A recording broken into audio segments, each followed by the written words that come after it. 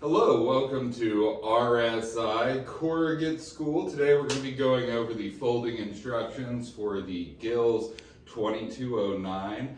This is a full pallet hanging display. First thing we're going to start off with is the main body, this piece right here.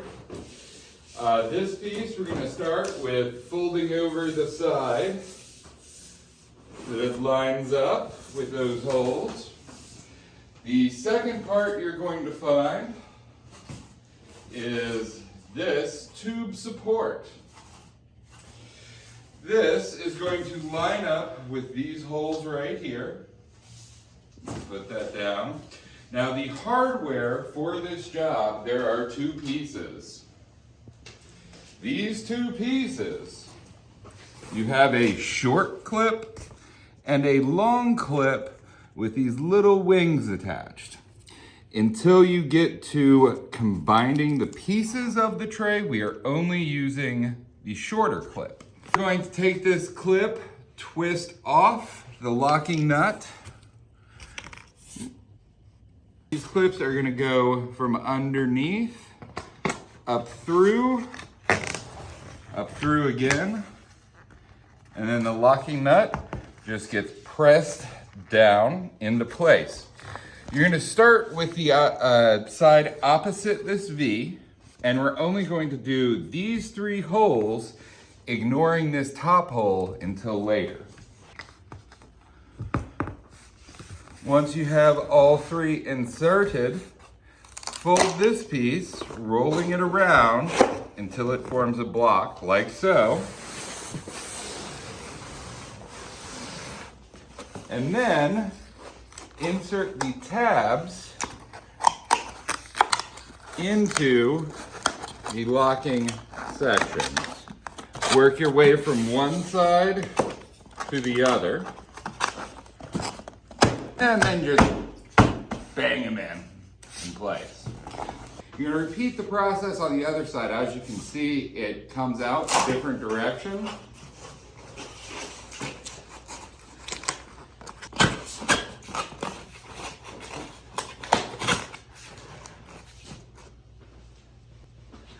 Once that step is complete, you've got your finished body.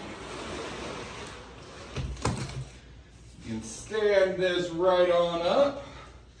After that, you're going to take your hanging bar. This piece is going to feed through the square hole, and you're going to want to make sure that it goes all the way through, and you can see it in this gap right there, how it comes and sits inside. We're going to repeat the process for the other side. Once that is nice and in place, those two holes that you didn't add clips to, they now get clips. We're gonna push through, squeeze it into place. For the other side,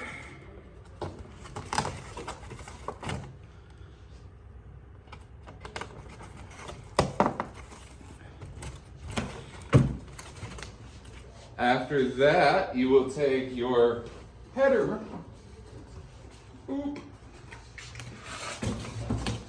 the tabs on it feed through these slots in the back.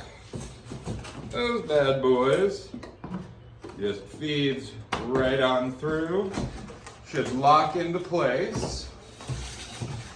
That can then be brought over the top, and it feeds in between these two layers of corrugate.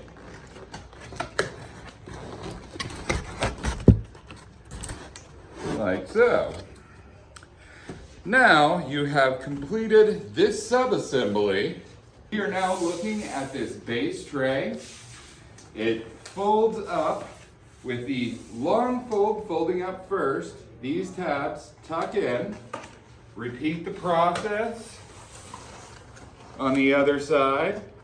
This flap then comes over those little tabs, and these tuck into the holes.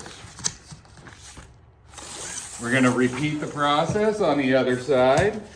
Tabs up, fold around, locking all the tabs into the hole.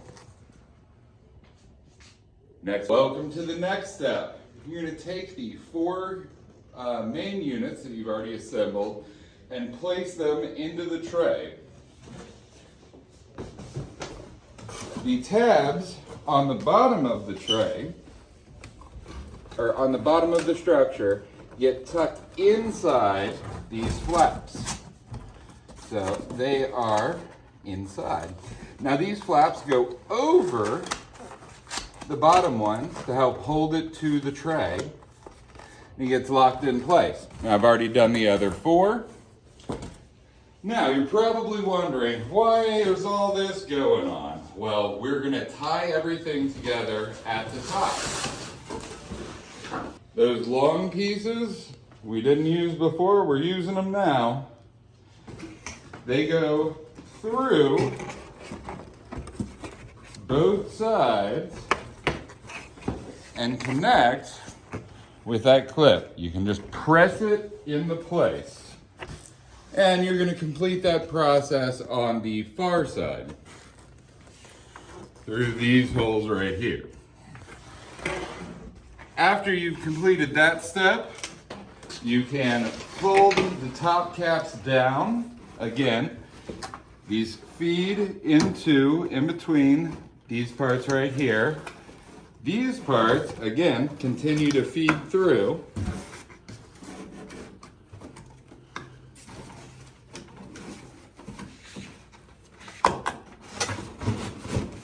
So you've got this nice angle. This part tucks right underneath, like so. Complete that all the way around. All right, now we're going to work on securing this part right here. On the outside, you're going to use the shorter of the two connections, again, without the wings on the locking nut. To insert this, you're going to want to make sure and hold this part flush with the top panel, so it's all the way tucked in. That way, this hole in here lines up with the outer hole. You're going to push that nut through and apply your locking clip. On the other side, you're going to do the exact same process. Now, connecting the two middle parts, you're going to want to use the longer one with these wing nuts. It comes through, connecting it with the locking nut. We have already completed that process on the other side of the display. Now this display is one solid unit. Now we are going to attach these footer graphics. These fold on top of themselves. The wings fold in. The larger holes will be on the outside of that fold. These are going to be placed right here in the foot of the display.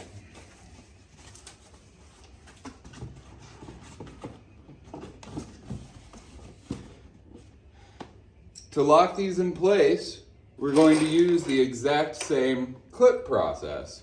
Smaller clips are going to go to the outside.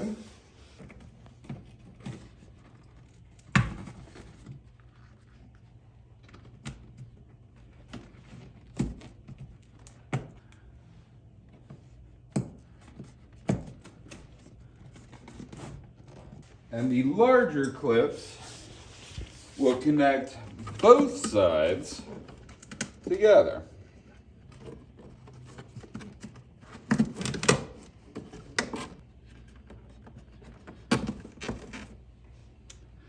There are two holes, one on the top, one on the bottom. Don't forget the one on the bottom.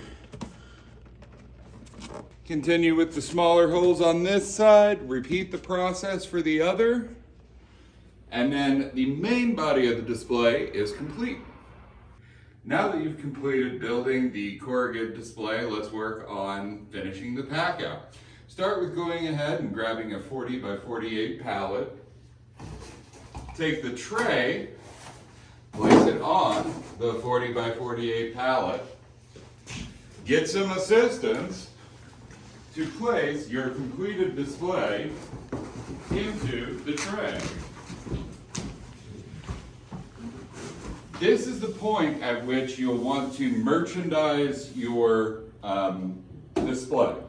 If you start loading it with product before putting it in the bottom cap, it'll be a pain.